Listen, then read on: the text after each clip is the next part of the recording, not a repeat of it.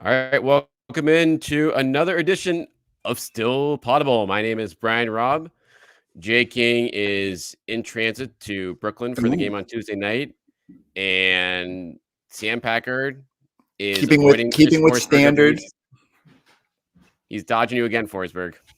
It's unbelievable. I thought when you asked today, I said of all episodes, the Monday episode feels like a Sam episode. I thought for sure he would be here. And yet again, denied. We had it all set up, and he was like, "Who's coming on?" Oh yeah, no, I'm busy. All of a sudden he's super busy. I get it. Hope that'll lead to another beautiful TikTok moment at the Garden when I see him, and he can use me as social media clickbait to lure in the viewers. But yeah, this is the free episode of Still Poddable here on the CLNS YouTube channel. You can subscribe there to get this episode every week. It's brought to you by FanDuel and Factor. And you can check out Still Poddable Monday through Friday on patreon.com/stillpoddable to get daily Celtics analysis ad-free. And we have many great guests. And Chris Forsberg, I think you're our first, I want to say, 3-time guest here on Still Poddable. And it's good. It's just good to have you on. There's been a lot of stuff that's happened in the last week. We're going to get to that with the trade deadline, what the Celtics did. You did some really good research on Jaylen Springer I want to get to this week. But first off, we had a little bit of a showdown in Miami on Sunday. And a lot was said after the fact here between Jaylen Brown and Duncan Robinson after the Celtics beat the Heat on Sunday. I guess, first off, what is your just take on this whole situation? We'll get into maybe some of the deeper cuts here, the Celtics versus Miami down the line here. So it brought back someone. I saw someone mention this on think Twitter, and they said it brought back memories of Kevin Love and Kelly Olynyk. Was that like that back in the day beef where we were like, oh my God, it really kind of escalated for minimal reason with people thinking they were trying to hurt, like Kelly was trying to be vicious. The Celtics have been so boring that I don't mind a little beef.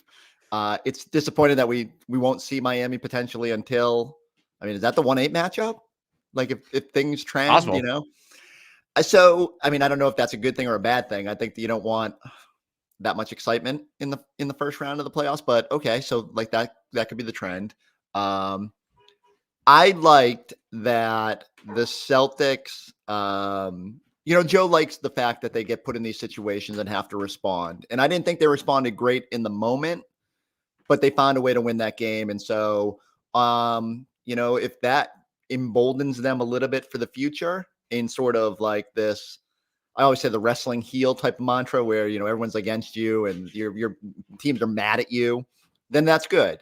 But I probably would have preferred they did that immediately instead of letting the game get a little bit dicey. Yeah, the response in the moment from Jaylen after that play was ugly initially, but he did make a couple plays. I guess Tatum I want to credit more for making plays down the stretch of that game than Jaylen Brown. But at least Jaylen had the one nice play where he made the back cut. Right. And then he had the rebound with like 20 seconds left in the game off the offensive board. Like, again, these are plays to help cinch in. But I'm with you. Like, generally, the whole like crunch time scenario with this team after the aftermath of this altercation, if you will, doesn't make you feel better necessarily. It is winning in the road against a team that has your number, but they also were down Jimmy Butler and 2 other guards over the course of that game. Richardson, they lost everybody in that game. So yeah, I don't know if I felt I get Joe's point. You want to be put in tough situations and learn from it, and it's a lot better than probably just steamrolling through teams. Because look what happened with 2008. 2008 steamrolls everybody. They get to the playoff and everything is difficult, and they don't respond great to it. Now they won every home game, so it didn't matter. But they had to grind once they got there. I think it would benefit this team to have to fight a little bit during the regular season, but I don't know. Like some of these games get dicey, and they shouldn't have to get to that point. Can I give you like the one sneaky stat? I thought about writing about it today, but I'm gonna give it some time. So Please. I think they're now 18-8 in crunch time games. Yeah, clutch time situations. Yep. Yeah, I think I saw that. And if you take it from inside 5 points inside 5 minutes, take it down to, I think within one possession, for 3-point games. So 1 possession game late. How are they there? I think they go down to 11-8, which means they're 7-0 in games where they're kind of close, but they had the padding and they get to the finish line. And they're less successful in games where it like really gets dicey. And you think about a lot of those overtime games. Now, I do think they've been far better in recently. And I know everyone over in that building is sick of us complaining about late game execution, but I do think it's still the number one thing that has to be watched. So besides health, over the finish line of the season, I just want to see them. I think defensively they've been awesome. Like I like even Tatum locking in and blocking Bam and all that. That's been great. I just think there's another level they can get to just make their lives somewhat easier. Isn't that what we keep coming back to? That they just make their lives a little bit too difficult sometimes? Totally. I mean, it's a situation where it's better than like they're making positive strides in this department as far as like that record you mentioned, but there's still plenty of room for growth there because I think a lot of those that 18-7 are like that's a misleading number because it's like, all right, if they have a lead by 12 and then they win by 4, a la like a Miami game, then they get credit for the clutch time win, but it's like, should they get credit for that? Like Right. that's like different category than, like you said, a 1 possession game in the last couple of minutes there. And I think just the execution on that front from like Tatum's shown strides, Jaylen Brown like is certainly up and down, but their decision-making process from those guys in a lot of those moments has not been great over the years and has cost them games over the years. Yeah. And so now with so many new pieces this year where it's like, all right, the onus that may have been on them a couple years ago or even last season is not there anymore. Like, why are we still seeing the same decision making there? I think that's like the big thing to work on here in the next 30 games, being like, all right, can they diversify things on that front? Now, all that being said, one, they have been so much better about getting Kristaps Porzingis the ball, like through the totality of games. Maybe not so much yet at the end of games, but I thought just understanding that he is a mismatch, especially in this last 4 games or whatever. They've been so intentional about the touches, and those are up through the roof, and that's great. As much as I crunched those numbers and said last 2 minutes, like it was 104-101, I think, with 2.5 minutes to go. And that's when Tatum drew the double team and found Jaylen on the back cut for which was probably their best basket of the last run, and then blocked Bam. So they are making plays in 1 possession games and stuff like that. I just think we're all on the same page here. It's just like, you don't probably have to get that close if you just tighten up a little bit in the under 6 portion of it. And but hey, like I get it. Games get close, and if you go back and you rewatch it, you probably feel a little bit better than you do about it in the moment.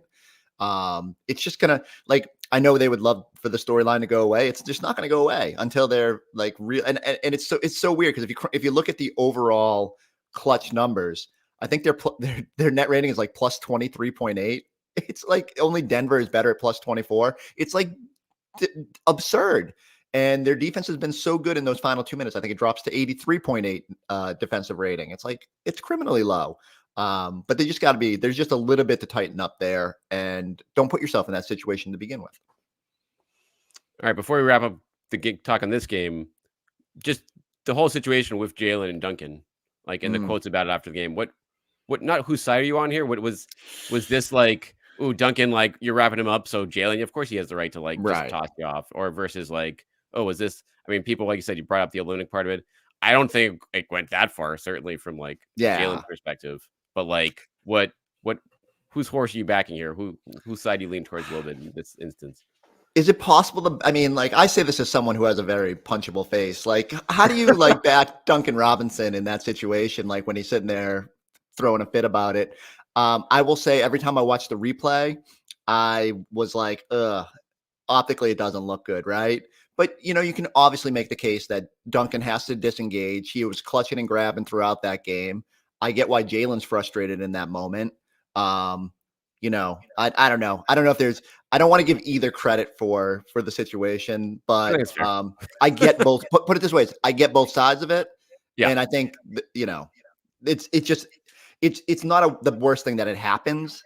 I just would like to see, I'd like to see the response from the Celtics be a little bit better, even though Joe seemed thrilled with it, that in a physical game, they were like, okay, cool. You figured out a way to tune it up at the end. I just want to know how Joe didn't challenge the Porzingis getting the shot from Bam on the in the like the quarter earlier for Porzingis. Marcus Smart got thrown out of a game for that a couple years ago, I feel like. And so that was one where I was like, oh, it may have been a foul, but even if it was a foul, like that's still I didn't even think of that because I saw a lot of people worked up about it, and I was like, oh, it's just even if you get the foul called, whatever. But I didn't think about that. Getting him ejected would have been huge. I think my favorite moment was Bam. Then like you could clearly tell they were talking about it after the play, like after the game. Him and Tatum were on the court, like joking about like the arm thing, and it didn't seem that Bam Adebayo was that worked up about it. And we know how friendly he is with the core of this team after Team USA. So Bam probably is just like, yeah, that was kind of ridiculous. Yeah. Well, it sets the stage for fun potentially in April and May if these guys get together again. But man, I almost wish we had one more. Like, how is it that we play the Pacers 74 times, but we don't have one more game against the Heat? NBA's got to spread these things out better. Wait for that fifth matchup coming up against the Knicks soon. But all right, let's take a break here to hear from our sponsor FanDuel, and then we'll get to some trade deadline talk with Forsberg. Happy Super Bowl to all who celebrate from FanDuel, America's #1 sportsbook. FanDuel has so many ways for you to end the season with a W. Not only can you bet on who will win Super Bowl 58, but FanDuel also has bets which players will score a touchdown, how many points will be scored, and so much more. New customers join today, and you get $200 in bonus bets if your first bet of $5 or more wins. Just visit FanDuel.com/Boston to sign up. That's FanDuel.com/Boston. Make every moment more with FanDuel, an official sportsbook partner of the NFL. All right, we're back here at Still Poddable. Chris Forsberg of NCB Sports Boston is joining the show here. And Chris, we have not talked to you since a flurry of trade deadline activity, 3 big moves, big in quotations. But one pretty meaningful move potentially for the future here is the addition of Jaylen Springer from the Sixers. We saw Daryl Morey had some interesting comments about kind of giving up on Springer last week. Springer brushed those comments off on Sunday, but you have dove into the video here of what kind of inspired Brad Stevens to make this move, a big preseason effort against the Celtics this year. What have you seen after digging in deeper there, and what do you just make of this move for now and potentially the future? Yeah, so I think we start by when I rewind to 2 years ago when they traded for Derek White. I was talking to Brad after, we're lucky enough to get a little one-on-one with him after the trade deadline. And, one of the things I thought was really interesting and to kind of bring this conversation full circle was he pointed to Miami and said, we need to be better at finding guys that other teams have either given up on or still have potential and nurture them and bring them along like our own draft picks so that we can supplement our growingly expensive core. And that's something I've kept in mind as they've made moves the last couple of years, because Brad is going to trade every first round pick ever. I actually joked with him after this trade deadline, is he ready to pick the number 30 pick this year? Because, they still have a first round pick. They probably won't by draft night, but we'll see exactly how that plays itself out. So Springer to me sort of fits that mold, right? Like he's still so super young, still only 21. Brad jokes that he's, younger than a lot of the guys they're looking at with that 30th pick. And they really like what they've seen. And I'll admit, I didn't remember a whole lot from that preseason game. I think I remember the Tatum dunk, but I honestly didn't remember it was Springer. And so Brad was saying how that preseason game left an imprint on him. And you go back and watch, and he's all over the tape, whether it's defending Jaylen, whether it's stripping Porzingis at one point. He's just doing the Springer things that we probably seen a little bit more as he got more of an opportunity the last few weeks in Philly. So, and look, Brad admitted that they kind of had their eye on him, but then the final week leading up to the trade deadline, he defends Luka, he defends Steph, and no one's going to be perfect in those situations. But when you take a part-time player and go ask him to defend 2 of the best players in the league, and he kind of hold his own, that's encouraging. So he's got to learn to be some sort of an offensive threat. We know that, in order to play for Joe Mazzulla, you got to be able to bring it on that end. But the athleticism is more than I remembered from those games. And, his highlight reel is kind of fun with the blocks and the chase downs and just kind of a fearlessness throwing himself in there. That Tatum dunk, he could have made a business decision in a preseason game real quick, but to go up and challenge that shot was whoa, and to get full ball and all that. So I like the potential. I don't know what it will translate to. I don't know how much opportunity he's going to get. Peyton Pritchard barely logs of enough minutes for this team, is a 4th guard. We saw last year, Peyton didn't play a whole lot. So, but if you're resting Drew Holiday over the final stretch of the season, if, you just feel like you need another wing defender, he plays bigger than his 6'4". So it's weird that, it's weird that we're spending all this time on him and not Tillman when I think Tillman is like super important to navigating it. But I just thought it was interesting when Brad was kind of leading me through the like how this came up and like why they jumped on the radar. And then you add in Maury's comments which were just ridiculous. Like, even if you think that, don't come out and say that. Why would you give a rival like that any motivation? So it's the reason that, you know, Brad plays everything kind of close to the vest, and Daryl Morey just doesn't know when to stop talking. 100%. That's exactly, like, you can think that to say that when you're going head to head with a rival, to like put it out like there like that. Even he tried to compliment him, but it's like, no, you still like that's a total backhanded compliment. Yeah, but it's like, it's funny though, because this is the type of a move where it's like they have so many limited resources to add in the future, so it makes sense to kind of try to check two boxes with a move like this. And Springer, I don't know, is there a player? Is it like Javonte Green type stuff? Did you see like defensively there? Is that like a fair? Yeah, like Green's a lot more seasoned than he was when he was here. But so how tall was Javonte? 6'5"? Like Springer's a little shorter. Like I think 6'3" without shoes, 6'4", but he's definitely long and like springy. It's funny if you go back and read some of the draft comps, someone made a Marcus Smart comp, and at first I was like, no, and then you watch the chase down blocks, and it's very Norm Powell blockish, like coming from behind and like more hops than you think. Marcus always had those sneaky like jumps, but I mean, this kid's a lot springier in general, living up to his last name. The one thing that really jumps out is just watching the tape is he's just like super active. Like, you know, he'll be on Jaylen, but then he'll dance away to like pester a Tatum drive, scramble back. I think you put him in a really good defense and he can hold up, right? Like, and so I think we all say coming in, it felt like they needed one more guy they could confidently throw at wings. And as good as O'Shea and, you know, Lamar probably checked some of those boxes, but just couldn't play him offensively. I wonder if they'll just give him a chance, you know, and maybe it'll be like, you know, he just doesn't make enough shots. You can't have multiple offensive non-threats out there, and that might limit him. But honestly, even if he just goes to Maine and gets reps and gets work, and then you evaluate next year, they had no pathway to adding a $4 million guy next season. So at least you have a flyer here to take on him. And so while I'm not thrilled overall, like I would have loved if they have done something that made you definitively say, I do come away like kind of some of his numbers are just like stupid good. The 99th percentile for blocks and steal percentage for wings, the offensive rebound percentage, you know, there's some redundancy there with like O'Shea, and O'Shea has more size. I don't know. Like, again, I can't tell you what the definitively is going to be the role this year. I just like the prototype of the player. And I guess that's one of the things I come away with is like Brad has a type, someone who can defend and stocks and all that. And so we'll see if they can maybe hit the jackpot on a dice roll. What about Tillman here? It looks like he's going to be out, I'd assume, till the All-Star break. They're being kind of cagey about it, but there's 2 games left. It makes no sense. They're healthy. Like, get him right. Get him a couple weeks off, since he had a week off in Memphis there. But is that someone that how pleased are you as far as, I mean, we talked a while. I mean, me and you, I feel like, have been banging the big drum for a while here. Is that as good as you would hope for the big on that front? Yeah, I think the biggest thing is you think about 5 back-to-backs remaining, and that means probably up to 10 games where you're not going to have a big, because if Horford's out one night and Porzingis is out the other, you need somebody. And so, I mean, I know they've been able to navigate it for going on 63% of the season now or whatever, but it does help. I'm kind of disappointed. You would love if you could have thrown him out there in one of these Brooklyn games. I think that's why I wrote on Springer today, because I was just like, he's probably more likely to get a chance in these next 2 games than Tillman. I agree. I think there's no sense rushing it.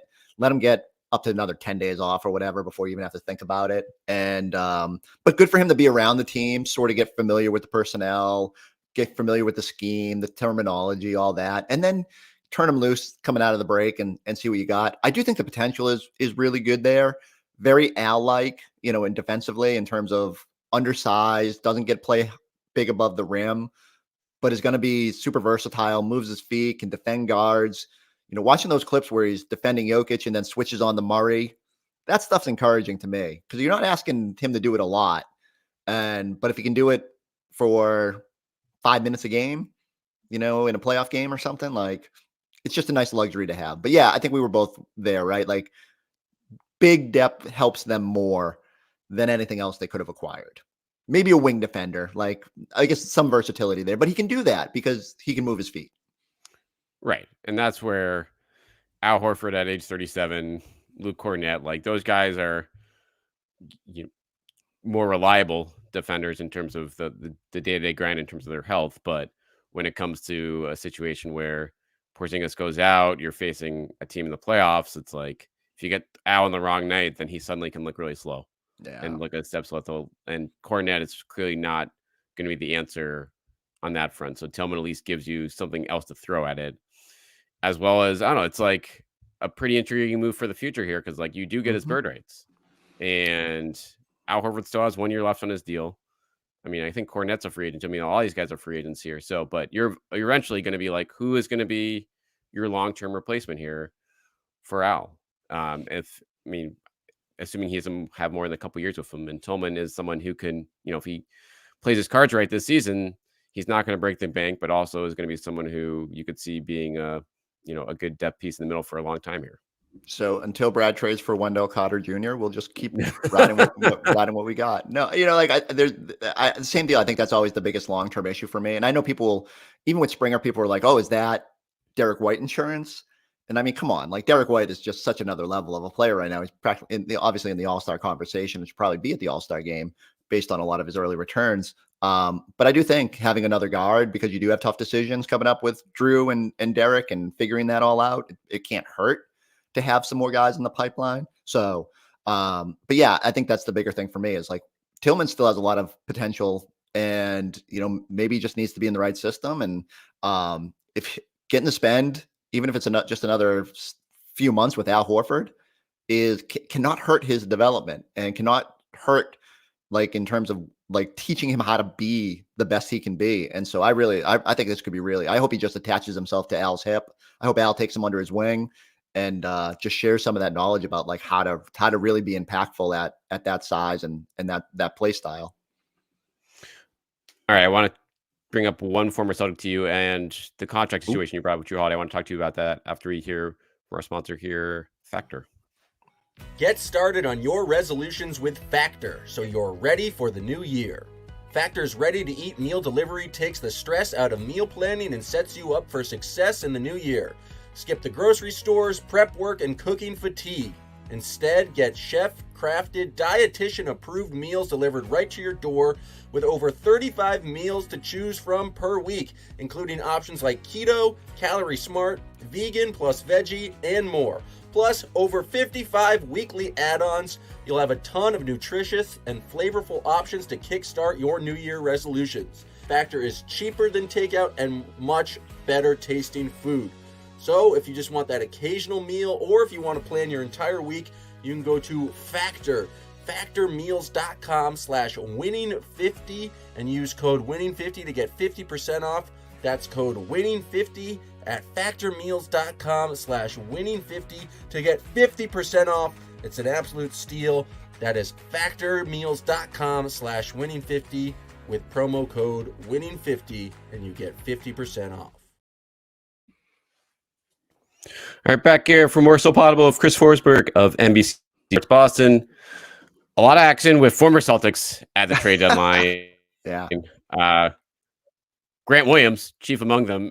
Honestly, probably in the headlines more than any other name in the last week after he was kind of buried out the door by some anonymous sourcing in Dallas here. And Grant made his debut in Charlotte over the weekend. Played pretty well off the bench in a Hornets win over the Grizzlies. But I think what's notable, Chris, here, he had some comments after the game I want to get your take on in the wake of this, not slander that went against him, but pretty rough exit for Grant for a well-liked guy here in Boston. But he said, "It's great to get a win for the city and play for the jersey that's across your chest or a name that's across your chest, not on your back. Everyone touched the ball. We trusted one another."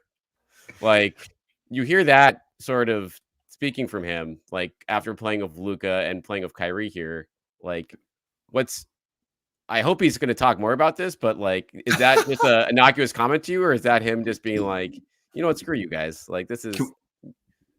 Do we have any games left in Charlotte this year? Can we get you down there? Because you're the king of like if Daniel Tice needs to vent about a former situation, I need you to go pry it out of these guys. I don't think it'll take much coaxing either if you want to try to get it out of Grant. Hey, look, I'm sure it's frustrating to go from the high of, hey, this team believes in me. They signed me to this big deal, gave me the deal that the Celtics wouldn't give me, to being a starter on opening night, to making all your shots to start the year, and then kind of like really kind of just nosediving. And unfortunately, at least leaving the door open for them to consider making this move.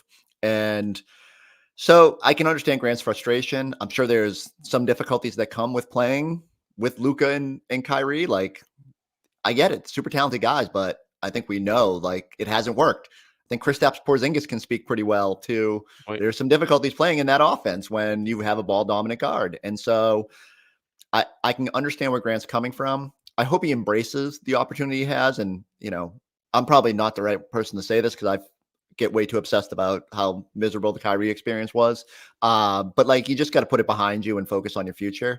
And if Grant just invests in being in his home city and playing for a bad team and getting these opportunities and kind of reestablishing his value, whether it's growing with the team there or being moved to a contender further down the road, like there's a good opportunity for him to kind of find his way. But yeah, it just kind of reaffirms what we already knew. That Mavs thing is pretty rocky situation. It's just, it's pretty terrible asset management by them in terms of like they gave up draft capital. They gave, I think, part of it for, first round pick just to get him in the first place. And yeah, he had a bad couple months, but they're clearly, whether they're catering to their stars here or whatever. But I do, like you said, I think this is a pretty good opportunity for Grant in terms of he can just play free in Charlotte for a while, kind of maybe rebuild some value, and that's a situation where I assume he's not going to be there super long term, but he might someone that is going to be attainable that can help a team next year, and come off the bench or whatever. Even though that contract, we did look at it here last summer and being like, oh, how's that going to age? And already, a few months in, it's like, oof, yeah, I guess that's a situation where if he's not hitting the threes well enough, like his size and his deficiencies are a little more glaring when you're not around, an elite defensive team. Is PJ Washington an upgrade? That's what I'm wondering. Like, I don't know. Like, playoff wise, like we have no idea. He hasn't done anything in the playoffs. He's never played a big game in his life. And I mean, we went through this. Like, I actually really like PJ Washington. I think he's a good player. I thought when the Celtics had to decide about Grant, there was some thought to, do you make that move? But like, at least Grant has proven it on the playoff stage. She's gone out and defended KD and Giannis and like made big shots in a big game. I got no clue what PJ Washington's going to do in that situation. He probably won't talk as much, but like, I don't know. Like, I don't know if that's a good thing. I think I'm with you. Like the Mavs, maybe they'll be rewarded. Maybe it'll like, they just need a different person in there and it will work and they'll look smart. But when you start totaling up everything they gave up to make that move, that's what bad teams do. They overpay after taking what they think is a misstep instead of trying to see it through and figure it out. Like, I just think it's so bad, But I guess you also, when you're sitting there worrying every day that Luka Doncic is going to come to your office and be like, hey, I'm out of here, you do whatever it takes to keep him happy. And the fact that this is the volatility and not number 11 causing some issues, like, take it. Yogi didn't like what you said. I don't know. I was on it first. And I was ready to reach for the switch. Before we wrap up here, buyout market is still there. Hold on a second. What do you like? You're the buyout king. You tell me. I mean, Otto Porter Jr. has to be the move, right? Like that's people are mad at me now. Is Danny going to cut him loose? Is the question. That's like we've heard crickets on that front so far. I mean, Danny's got to do it, right? He's definitely going to watch this pod, so I need him to understand. Like he needs to go and set Otto Porter Jr. free. Danny, you're in the mix in the West, but it would be helpful for your former team to have a chance to compete. And because you couldn't funnel Kelly Olynyk here, at least do the right thing and get Otto Porter Jr. on here. I actually have people in my mentions being like, they don't see why I'm so high on Otto Porter Jr. I'm like, are you high on any of these buyout guys? Right, exactly. It's like there's not much there. It's slim pickings. And part of me, obviously they've got to navigate a little nimbly here with Kada because he's running out of games. And I mean, it wouldn't be the worst thing to just sign him, but even then, I mean, correct me if I'm wrong, because he's a minimum guy, it's harder to like, you could do 1-1 maybe, like, Right. Yeah, rest of you're this not gonna year get and the next year. flexibility, I think. Right. You can only Yeah. offer So a 2-year deal. it's the same thing that happened with Hauser, where they needed the mid-level to stretch that out over 4 years, or else you're just really kind of short-circuiting yourself. So I don't know. Like, I think they can sell him on the idea of like, look, we added Tillman, we're going to keep you on a 2-way. We got bigger plans for you next year, and he'll probably be cool with it and can still help you get through the regular season. If you need to lean on Cade in the playoffs, something probably went wrong. And so, maybe that's the smarter path. And then you just get someone who at least has some experience as that 15th guy. I just like Otto because he's been in big games, like I think that matters. And, but I don't know if there's a PJ Brown or Sam Cassell out there. I think you're just kind of hoping that a little bit of serviceable depth. And like, I like them as a trade target. So I'll just keep banging that drum that they should think about him with the buyout market. But I will say, Brad does not sound like he's going to move quick. He wants to kind of get a look at this, and he wants to, if you're rushing to get a buyout guy, same deal. You're probably in a bad spot for a reason. I think they'd rather wait and just, if something were to happen before whatever that is. There a date? Is there like a March 9th date that you got to add? No, I mean, honestly, it's a situation where the guys just have to be bought out by March 1st from their current That's right. team. And then you can sign anyone whenever you want if you're as long as they're not in that team then.